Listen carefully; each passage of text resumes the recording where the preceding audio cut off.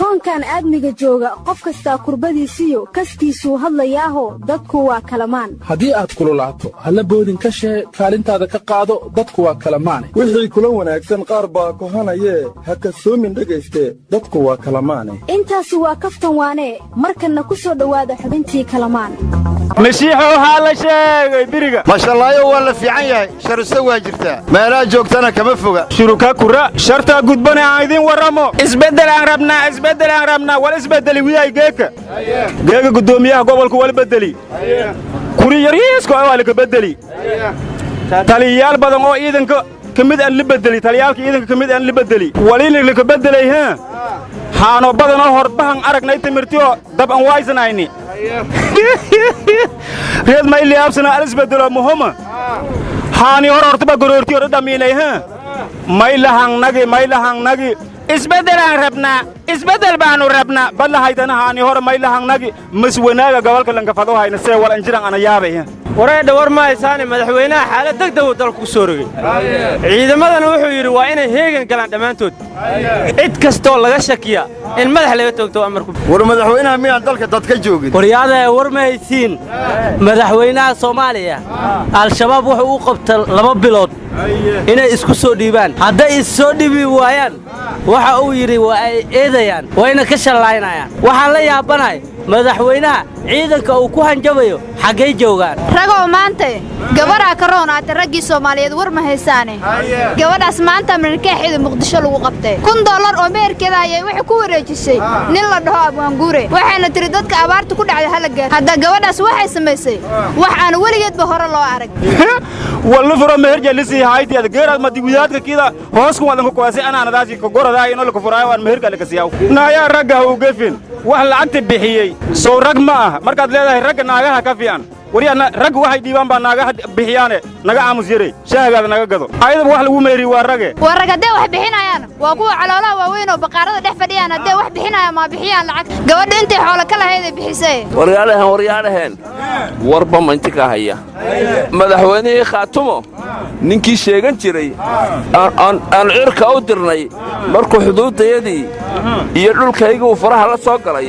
maanta wuxuu yiri wada hadal baa annaga iyo Soomaaliland meel fiican noo maraya yahu afka liimada ku jirta ma gorada ana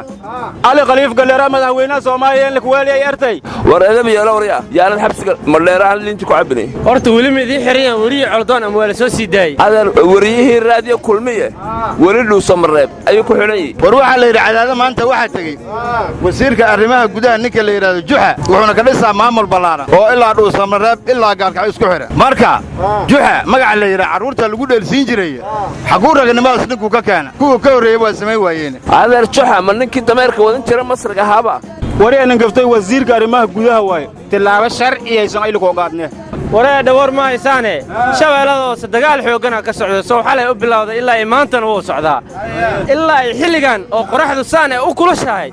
dagaalku waa socdaa buufo meel la yiraahdo qabtanaas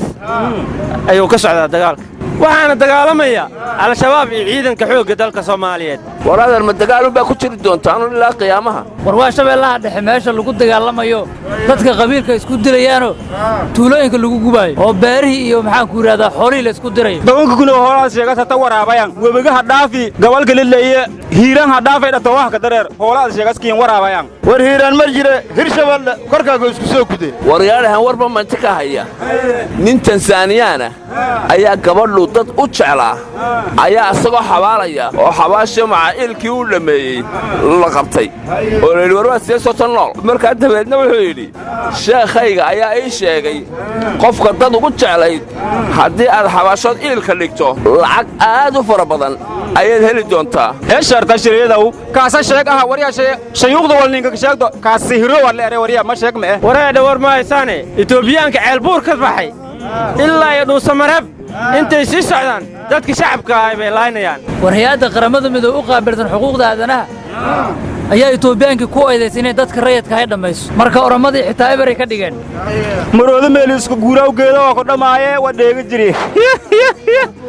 wariya madiisan walaalaha naga oo dariska nahay madiisan laaytan haruuriya sanga goradaay ninka baroor darsateen ninka oytan darsateen adeer ha u gafin somalilan bay aqoonsatay etoobiya waryaana u kala wada meesha wax ma ogediine war waxaa qaylada badan ama sheekh kullu indhaha uga shubaa wax ay kala gartaan ma lehe naarad haddad naf leeday meherkaaga bixi oo ku dayo gabadhanaad sheegaysay waryaa meheryaad ilkiin dirsay ani meherjaaga sabka biyaraase midhiibow waryaa mantiyan fadaasiye ka warya hortay ka waa bixinaysaa waryaa lirag baa bixiyaa jarta war waxaan iyo barjab war iska dhaaf hadduu diido saliid kullu indhaha uga shubaya beenta waryaa